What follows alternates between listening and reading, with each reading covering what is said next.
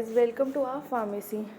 तो आज से 3 दिन तक आप रहेंगे मेरे साथ क्योंकि हम बना रहे हैं च्यवनप्राश। जी हाँ, च्यवनप्राश की प्रिपरेशन को हमने 3 दिन में डिवाइड किया है। तो आज है इसका डे 1। तो हमने ले लिया है 60 kg आंवला। जी हाँ, हमने 60 kg आंवला ले लिया है अम्ल की। फिर उसके अंदर हमने पानी डाल दिया है और उसको बॉईल होने के लिए चढ़ा दिया है। आंवला को बॉईल होने में टाइम लगेगा क्योंकि वो 60 kg आंवला है, इतनी जल्दी तो बॉईल होगा नहीं। ठीक है, तो बॉईल होने के लिए उसको बहुत टाइम लगेगा। तो बॉईल होने के लिए हमने उसको चढ़ा दिया। फिर सर ने हमें बोला कि च्यवनप्राश का श्लोक याद करो, 16 से 18 लाइन का श्लोक। उस श्लोक को देखते हमारी सिट्टी पिट्टी गुल हो गई थी। तो हमने भैया डिसाइड कर लिया था श्लोक तो हमसे होंगे नहीं, हम इससे अच्छा आंवले पे फोकस करते हैं। हमने चेक किया, आंवला हमारा बॉयल हो चुका था, तो उसने हमें श्लोकों से बचा लिया। तो हमारा जब आंवला बॉयल हो गया था तो हमने उसको निकालना स्टार्ट किया। फिर हमने आंवले को छान के निकाला, सब उसी के अंदर घुस के उसकी फ़ोटो लेने लगे और उनका अलग ही डिस्कशन चलने लगा जैसे उन्होंने आंवला कभी देखा नहीं था। गाइस, उन्हीं प्रजाति में मैं भी आती हूँ, मैं भी ये वीडियो तभी रिकॉर्ड कर रही हूँ। फिर छोटा सा कैमियो देने के बाद मैं यहाँ से भाग गई। फिर उसके बाद वही आंवला जो हमने बॉयल किया था उसको हम छीलने में लग गए। तो सबकी ड्यूटी डिवाइड हो गई, सब एक दूसरे की ट्रे खींचने लगे कि मुझे भी आंवला छीलना है, मुझे भी आंवला छीलना है। घर पे इनसे एक काम नहीं होता, लेकिन आंवला छीलने के लिए सब तैयार है। घर पे चाय की ट्रे इनसे उठाई नहीं जाती, बट आंवले की ट्रे के लिए सबसे आगे है। तो इन्होंने बड़ी ही डेडिकेशन से सारा काम किया। बड़े ही प्यारे बच्चे हैं हमारे बैच के। फिर आता है अटेंडेंस की बारी। भाई साहब, अटेंडेंस तो कॉलेज में आए हैं। फिर अटेंडेंस जल्दी जल्दी से हमने अटेंडेंस दी। फिर उसके बाद हमारे कुछ मित्र यहाँ पे मशीन साफ़ कर रहे थे। उन्होंने जैसे ही मुझे देखा कि मैं उनको रिकॉर्ड कर रही हूँ, भाई खींच के पानी इन्होंने मेरे फ़ोन पे दे मारा ताकि मैं इनको रिकॉर्ड ना कर पाऊँ। क्या ही बताएं, आदत से मजबूर हैं सब। फिर हमारे कुछ बैचमेट्स वही पानी जिसमें हमने आंवले को बॉईल किया था उसको फ़िल्टर करने में लग गए। वो आंवले का पानी, उसमें जो थोड़ा बहुत भी गंदगी या कुछ भी रहा हो उसको हमने मलमल का कपड़ा लिया और फ़िल्टर कर दिया। फिर इसका हम आगे क्वाथ बनाने में इस्तेमाल करेंगे। फिर उसके बाद जो मशीन मेरे दोस्त साफ़ कर रहे थे, फिर उस मशीन से इन्होंने आंवला को क्रश करने के लिए यूज़ किया।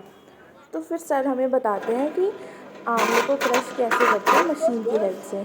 तो उसके बाद हम मशीन में आंवले डालते गए और फिर वो क्रश होके निकलता गया। और इस टाइम में, मतलब ये पूरा क्रशिंग टाइम में आंवला की पिस्ती बनानी होती है, तो वो क्रश होने में हमें काफ़ी टाइम लग गया क्योंकि आंवला काफ़ी ज़्यादा था और मशीन थोड़ा स्लो काम कर रही थी क्योंकि वो बीच में अटक गई थी। फिर सर ने आके हमारी काफ़ी हेल्प की, उन्होंने बताया इसे कैसे इस्तेमाल करते हैं, कैसे यूज़ करते हैं। फिर हमने इससे अपनी पिस्ती बनाई।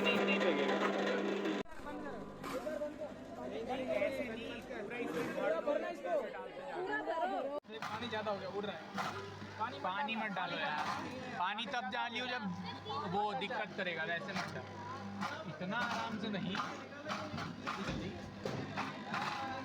फिर फाइनली इतनी मशक्क़त के बाद हमारी पिस्ती तैयार हो जाती है। फिर हम देसी घी डालते हैं। फिर दूर से सर ने मुझे स्पॉट कर लिया और बुलाते हैं कि इधर आ जाओ। यस सर, आगे वीडियो बना। फिर सर ने अच्छे से पूरा घी भी मिक्स किया और फिर हमारी उधर जो पिस्ती रखी थी तैयार, उसको हमने इसमें डालना है। फिर सारे बच्चे अपनी कलाकारी दिखाने लगे कि घी को ऐसे डालते हैं, ऐसे डालते हैं। सब ने अपना अलग अलग मेथड बताया घी को प्रॉपर कढ़ाई में डालने के लिए। इतना काम तो इन्होंने कभी अपने घर में भी नहीं किया। फिर जो हमारी च्यवनप्राश की पिस्ती थी, उस पिस्ती को हमने कढ़ाई में डालना स्टार्ट किया। देखिए, जैसे हम पिस्ती को कढ़ाई में डाल रहे हैं ताकि वो अच्छी तरीके से मिक्स हो जाए। वो जो घी है वो पिस्ती के साथ मिक्स हो जाए, वो मिक्स होना बहुत ज़रूरी है। तो क्योंकि पिस्ती क्वांटिटी में काफ़ी ज़्यादा है, तो घी से उसका मिक्स होना काफ़ी ज़रूरी है। तो जैसे ही धीरे धीरे पिस्ती को हमने घी में डाला। जब वो प्रॉपर जो पिष्टी है पूरी घी में हम डाल देते हैं, फिर इसके बाद सर हमें बताते हैं कि इसको मिक्स कैसे करना है, क्योंकि गाइस मिक्स होना काफ़ी ज़रूरी है और हमें उसी पे ध्यान देना है। वो पैटर्न होता है कि किस हिसाब से हमें कलछी को चलाना है ताकि वो प्रॉपर से मिक्स हो पाए। फिर सर हमें बता रहे थे इसको चलाते कैसे हैं और इसे मिक्स कैसे करते हैं। फिर सबकी ड्यूटी लग गई, सबकी अपनी अपनी ड्यूटी लग गई। सबको आधे आधे घंटे उसको चलाना था और मिक्स करना था। पिष्टी को जब तक फ्लेम चल रहा है पिष्टी को चलाना बहुत ज़रूरी है। पिष्टी साइड की वॉल में लगना नहीं चाहिए।